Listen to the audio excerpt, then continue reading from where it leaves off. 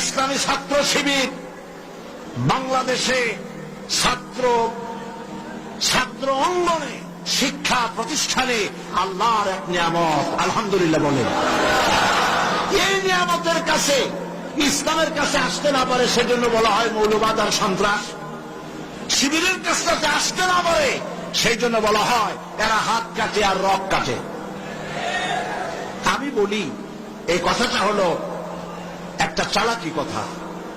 হাত কাটা গলা কাটা এইটা সহজ না পেটের মধ্যে ছুরি মারা বা গুলি করে মারা সহজ? কোনটা সহজ?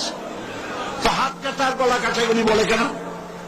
হাত কাটতে কাটা কত বড় মুসিবত, তাহলে 4-5 জনের ঠাইসে ধরা লাগবে।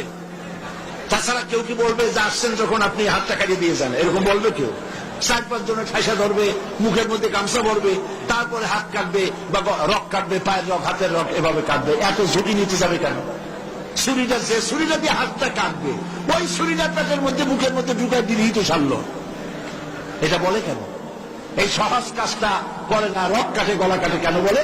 এই কথাটা বলে প্যানিক সৃষ্টি করতে চায়। যে সমস্ত ছাত্র ছাত্রীরা দিন পেতে চায়, ইসলামে আসতে চায়, তারা যেন ইসলামী ছাত্র শিবিরের কাছে আসতে না পারে তার জন্য ষড়যন্ত্রমূলক এই বদনাম তারা দেশ শুদ্ধ জড়াইছে। কিছুই করতে পারবে না ইনশাআল্লাহ, এগুলি করে কিছু করতে পারবে না। 119 জন শিবিরের নেতা কর্মী শাহাদাতের নজরানা আল্লাহর দরবারে পেশ করেছে।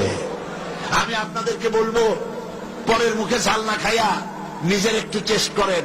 ওরা যেখানে থাকে শিবিরের ছেলেপেলেরা এরা মাঝে মধ্যে সব্বে দাঁড়ি করে, যাই দেখবেন ঘরের পাশে গিয়া জানলার ফাঁক দিয়ে তাকাই দেখেন ওরা কি করে।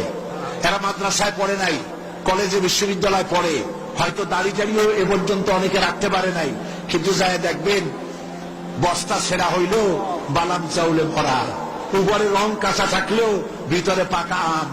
ভিতরে যাই দেখবেন রাতের বেলা যখন তারা সব্বেদারি করে, তাহাজ্জুদের নামাজ পড়ে, সাহাবায়ে কেরামদের জীবনী আলোচনা করে আর মুনাজাত করে সারা রাত কিভাবে ওরা কান্দে একটু তাকায় দেখে।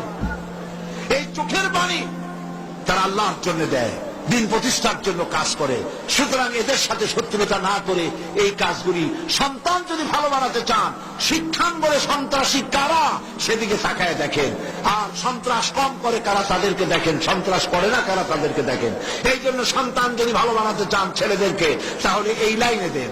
মেয়েদেরকে যদি ভালো বানাতে চান এই পরিবেশে ছাত্রী সংস্থার সাথে দিয়ে দেন। আল্লাহ পাক আপনার মেয়েকে ভালো পথে রাখবেন, ছেলেকেও ভালো পথে রাখবেন। আল্লাহ যেন তৌফিক দান করেন, বলেন আমিন।